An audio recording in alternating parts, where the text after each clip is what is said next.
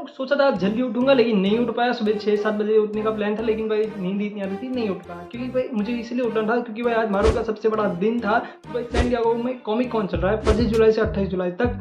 आज दिन था मार्वल का। मार्वल ने बहुत ही सारी चीज़ें रिवील तो नहीं की, जितनी भी की वर्थ इट थी। लेकिन मुझे पहले तो भाई ऐसा लगा कि भाई केविन फीगे जब स्टेज पे आया तो उन्होंने बोला सिर्फ हम 2-3 चीज़ें ही रिवील करेंगे, जैसे कि मतलब 2-3 फिल्म्स की ही चीज़ें रिवील करेंगे। जैसे कि उन्होंने पहले कहा फैंटास्टिक फोर, थंडरबोल्ट्स और brave new world, captain America, उनके बारे में ही रिवील करेंगे। लेकिन फिर मैंने सोचा इतने में क्या ही होगा भाई, मतलब कितनी ही मैं वीडियो में क्या ही बना दूंगा। लेकिन उसके बाद जो हुआ वो देखने जैसा होगा, वो हम आगे वीडियो में बात करेंगे। लेकिन पहले बात कर लेते हैं captain America brave new world. थोड़ी कुछ प्लॉट की चीज़ें पता चली है और थोड़ी कुछ फुटेज दिखाई गई है। पहले अभी तक वो जो फुटेज है वो मतलब ऑफिशियली यूट्यूब पे रिलीज नहीं की गई, लेकिन जितना ही मुझे पता चला है मैं तो बताने की कोशिश करूंगा। तो आइए बात कर लेते हैं। पहले हमारे केविन फीगे भैया जो स्टेज पे आते हैं एंड देन बोलते हैं कि भाई ब्रेव न्यू वर्ल्ड के बारे में कि भाई फिल्म ऐसी है जो कि एक ग्राउंडेड स्टोरी रहने वाली है, जैसे कि विंटर सोल्जर रही थी उसके एस्थेटिक्स से रिलेटेड वैसी ही फिल्म रहेगी। थोड़ी कुछ मतलब चीज़ें इधर उधर हो सकती है लेकिन एस्थेटिक्स की बात, स्टोरी की बात नहीं कर रहा, इधर उधर हो सकती है लेकिन एस्थेटिक्स की बात कर रहा हूँ। ठीक है, एस्थेटिक्स इसकी ग्राउंडेड स्टोरी रहने वाली है ये फिल्म की। और वह ऐसा बताया जाता है जो जियान कार्लो एस्पोसितो क्योंकि हमारे ब्रेकिंग बैड वाले भैया, उनके बारे में थोड़ी कुछ चीज़ें पता चली है जो कि उनका भी कैरेक्टर मतलब फिल्म में आगे जाके डाला गया था। क्योंकि भाई रीशूट्स बहुत हुए थे इस फिल्म से रिलेटेड, मेरी एक्सपेक्टेशन नहीं थी। जब टीजर आए then I was like oh भाई क्या ही देख लिया। ठीक है, तब देखो अब जियान कार्लो एस्पोसितो का जो कैरेक्टर है वो जो कि एक लीडर रहने वाले हैं सरपंच सोसाइटी के, और वो जो एडमिन जो कि मेटल है जो कि मार्वल कॉमिक्स का सबसे बड़ा मतलब one of the powerful vibranium हम कह सकते हैं, जिससे भाई उनके क्लॉज बन सकते हैं या फिर बने हैं जो भी कुछ है। और जो हमारे कैप्टन अमेरिका की जो शील्ड है जो कि वो भी वाइब्रेनियम से बनी है, जैसे कि तुम्हें पता ही है। उसकी वजह से जो फाइटिंग चल रही है पूरे वर्ल्ड में, आई डोंट नो अभी ये वाइब्रेनियम से रिलेटेड या फिर एडमिंटन से रिलेटेड कैसे ही फाइटिंग होगी वो तो भाई फिल्म देखने में भाई पता चलेगा कि भाई ऐसा क्यों ही चल रहा है। एंड देन हमें मतलब जो भी कुछ चीज़ें बताई गई है फुटेज में ज़्यादा कुछ बताया नहीं गया, बहुत ही कम चीज़ें गई है। ये जो बस एक प्लॉट है हम ऐसा कह सकते हैं, क्योंकि देखो फुटेज के बारे में आगे बात करेंगे। लेकिन ये जो वाइब्रेनियम वाला जो चीज़ है मतलब वो मतलब बहुत ही अब देखने जैसा होगा भाई क्या ही होता है। टीम की जो रिसोर्सेज की वजह से जो फाइटिंग चल रही है पूरी वर्ल्ड में, उसमें हमें देखो ऐसा भी हो सकता है कि भाई देखो फिर जो रॉस है हमारे थंडरबोल्ट्स वाले जो टेडोस रॉस जो कि प्रेसिडेंट है यूएसए के, उनको मतलब कुछ भी करके वेल्थ शेयर करना है पूरी वर्ल्ड में। तो उसकी वजह से वो सैम विल्सन यानी कि हमारे कैप्टन अमेरिका को बुलाते हैं और वो बोलते हैं कि देखो तो हमें पूरी एवेंजर्स टीम को रिबिल्ड करना है, मतलब वापस एवेंजर्स को फिर बुलाया जाएगा। जो भी कुछ चीज़ें होगी। और एक छोटा सा फुटेज दिखाया गया है कॉमिक कॉन में, सैन डिएगो कॉमिक कॉन में ऑफिशियली यूट्यूब पे अभी तक, लेकिन मुझे जितना पता चला बताने की कोशिश करूँगा। देखो वो फुटेज में हमें ऐसा बताया गया है इटर्नल्स के एंड में, क्योंकि अगर तुमने इटर्नल्स नहीं देखी है तो नहीं देखोगे तो भी चलेगा, खास फिल्म नहीं है लेकिन ठीक है अभी तुम्हें देखना है तो देख सकते हो। लेकिन उसके एंड में हमें बताया गया था सेलेस्टियल जो कि अर्थ के बाहर आता है भाई सैम विल्सन के साथ, जो भी तुम कहते हो भाई प्रोनाउंसिएशन नहीं हो रहा ठीक है। तो वो दोनों मतलब उड़ रहे हैं जो कि फैल्कन के सूट में और वो कैप्टन अमेरिका के सूट में। ठीक है, फिर एंड होते होते हमें बताया जाता है टेड रॉस जो कि प्रेसिडेंट है यूएसए के, वो मतलब हल्क बन जाते हैं व्हाइट हाउस के सामने। एंड देन वो सीन मतलब बहुत ही बेहतरीन था ऐसा कहा जा रहा है मतलब फैंस के द्वारा।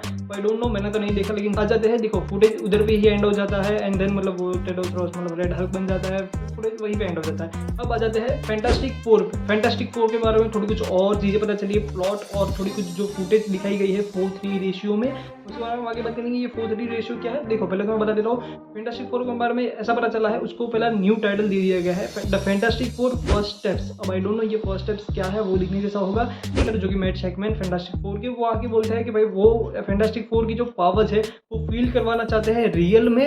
एंड मतलब जो भी कुछ चीज़ें हैं साइंटिस्ट की, जो भी मतलब पेट्रो पास्कल वाले जो साइंटिस्ट है उसकी जो रियल पावर्स है या फिर वो एनिमल के जो एक्सपर्ट्स रहते हैं उनको वगैरह वो फील करवाना चाहते हैं। कैसे फील कराएंगे खैर आई डोंट नो। ठीक, ये फिल्म सेट होगी 1960s में, जो कि भाई बहुत ही पहले ही ये सेट होगी। जब इसका पोस्टर आया था तभी पता चल गया था कि हाँ भाई ये 1960s में भी सेट होने वाली है। और इसका जो रेशियो मैं जो बोल रहा था 4:3 रेशियो, अब ऐसा है 4:3 रेशियो का मतलब जो रेट्रो टेलीविजन नहीं आता भाई छोटा वाला जो 1960s में पहले रहता था 1960 1970s जो भी कुछ है उसमें जो छोटा सा टीवी रेशियो नहीं दिखाया गया था उसके ही रेशियो में हमें उनका एक फुटेज दिखाया गया है जिसकी उसके प्लॉट के बारे में पता चल गया है। उसके ही वर्जन में मतलब रेट्रो टेलीविजन के वर्जन में हमें उधर पे फुटेज दिखाया गया है सैन डिएगो कॉमिक कॉन। ठीक है, तो देखो फुटेज ऐसा है जहाँ पे पेट्रो पास्कल हेजन रिचर्ड जो कि भाई स्टूडेंट्स को पढ़ा रहे हैं और वो बोलते हैं कि तुम्हें एक्सप्लोजन देखना है। फिर उसके अगले शॉट में हमें दिखाया जाता है द थिंग, यानी कि हमें जो इवोस बाराच, यानी कि वो जो भी कुछ है, देखो मुझे प्रोनाउंसिएशन नहीं हो रहा, यहाँ पे लिखा आ रहा है, तुम देख लेना, ठीक है। वो हमें दिखाया जाता है और फिर मतलब रेट्रो टेलीविजन में है, मतलब वो एक कोई शो पे है, द डेटिंग गेम ऐसा कुछ शो हमें दिखाया गया था, लेकिन वो हमें एज एन फोटो के वर्जन में दिखाया गया, नॉट एज एन वीडियो में, ठीक है। मतलब देखो ये छोटे सा ही दिखाया गया है, लेकिन फोटो के हिसाब से दिखाया गया, नॉट एज अ वीडियो, ठीक है। तो वहाँ पे वीडियो चल रहा है, लेकिन हमें फोटो के हिसाब से दिखाया, वो क्या होगा वो मुझे नहीं पता। खैर छोड़ो, उधर पे नहीं जाते, लेकिन वो फुटेज एंड होते होते हमें गैलेक्टस भी दिखाया जाता है, जो कि गैलेक्टस एक बिल्डिंग के पीछे है, जैसे कि मार्वल कॉमिक्स में दिखाया जाता है। जैसे कि मार्वल कॉमिक्स में रहता है वो बंदा गैलेक्टस, जो कि one of the finest villain है एमसीयू यूनिवर्स का।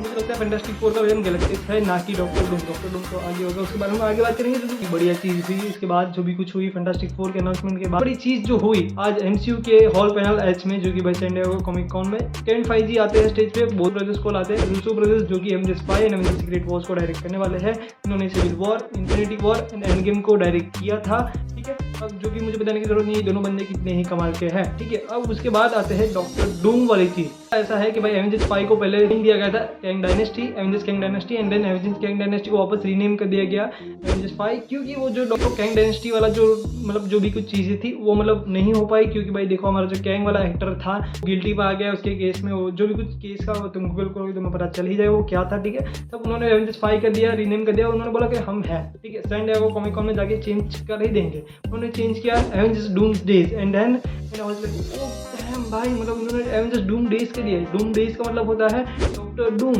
भाई सोच लो, Doctor Doom is one of the finest villain of MCU, Marvel Cinematic Universe का सबसे बड़ा विलन कह सकते हैं, जो कि भाई काफ़ी कमाल का, इतना ही ग्रे शेड और इतना ही पावरफुल है ना वो, मतलब क्या ही कहूँ। तो अगर तुमने फैंटास्टिक को देखी तो तुम्हें पता चल ही जाएगा।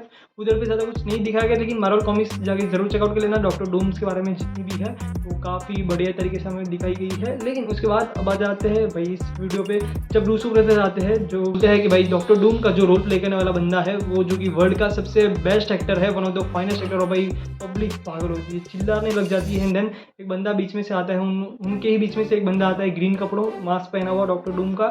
एंड देन जब वो मास्क खोलता है ना, लाइक ओ भाई डीजे रॉबर्ट डाउनी जूनियर इसको प्ले करने वाले हैं। एंड देन भाई वो बंदा भाई मतलब क्या ही सीन क्रिएट हो जाता है वहाँ पे। भाई डॉक्टर डूम का रोल प्ले करने वाले हमारा डीजे रॉबर्ट डाउनी जूनियर, जिन्होंने एमसीयू में पहले भी आयरन मैन का रोल प्ले किया था।